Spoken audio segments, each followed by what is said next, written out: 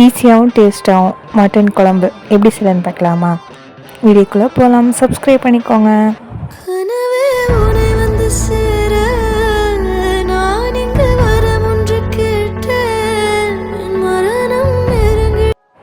இப்போ குழம்பு தாளிக்கிறதுக்கு குக்கரை வச்சு எண்ணெய் ஊற்றி பட்டை கிராம்பு நல்லா பொரிஞ்சதும் மீடியம் சைஸ் வெங்காயமாக ஒரு 3 வெங்காயம், பெரிய வெங்காயமாக இருந்தால் 2 வெங்காயம்.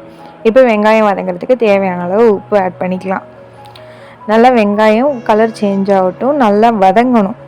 நல்லா வெங்காயம் நல்லா வதங்கினதும் இஞ்சி பூண்டு ஆட் பண்ணிக்கலாம். இஞ்சி பூண்டு 2 ஸ்பூன் அளவு எடுத்திருக்கேன். இஞ்சி பூண்டோட பச்சை வாசனம் போகிற வரையும் நல்லா வதக்கிக்கலாம். நம்ம இந்த மாதிரி மெத்தடில் செய்யும் போது சில பேர் வெங்காயம் தக்காளிலாம் வதக்கி அரைச்சி வைக்கிறேன்லாம் காமிப்பாங்க.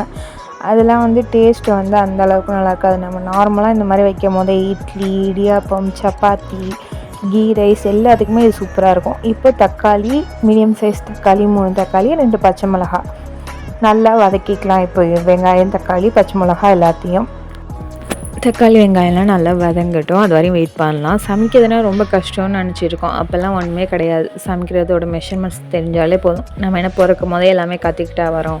நம்ம போக போக எல்லாம் கற்றுக்க வேண்டியது தான். ஒவ்வொன்றையும் புதுசாக ஒவ்வொன்றும் கற்றுக்கும் போது நம்மளுக்காக இவ்வளோ தெரிஞ்சிருக்கு அப்படின்னு நம்மளுக்கே தோன்ற அளவுக்கு நம்ம கற்றுக்குவோம்.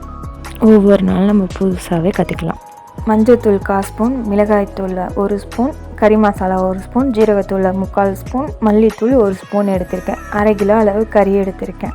மட்டனை நல்லா வாஷ் பண்ணி எடுத்து வச்சுக்கலாம். இப்போ நல்லா வெங்காயம் தக்காளிலேருந்து எண்ணெய் பிரிஞ்சிருச்சு பார்த்தீங்களா? இப்போது கறி ஆட் பண்ணிக்கலாம்.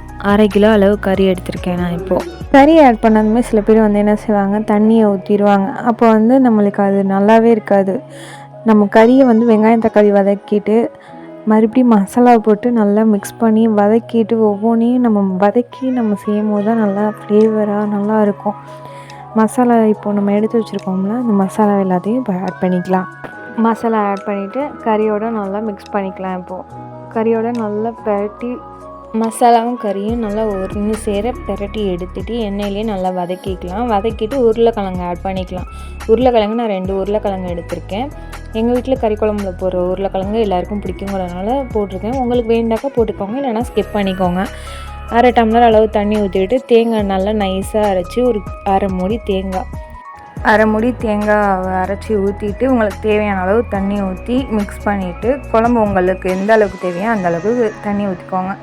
டேஸ்ட் பார்த்துட்டு குக்கர் மூடிட்டாக்கா 3லேருந்து 4 விசில் விட்டால் போதும். சூப்பராக கறி குழம்பு ரெடி. நீங்களும் உங்கள் வீட்டில் இந்த மாதிரி ட்ரை பண்ணி பாருங்கள். ஈஸியாக குயிக்காக செஞ்சிடலாம். வீடியோ பிடிச்சிருந்தால் லைக் பண்ணிக்கோங்க, ஷேர் பண்ணுங்கள், கமெண்ட் பண்ணுங்கள், மறக்காமல் சப்ஸ்கிரைப் பண்ணுங்கள்.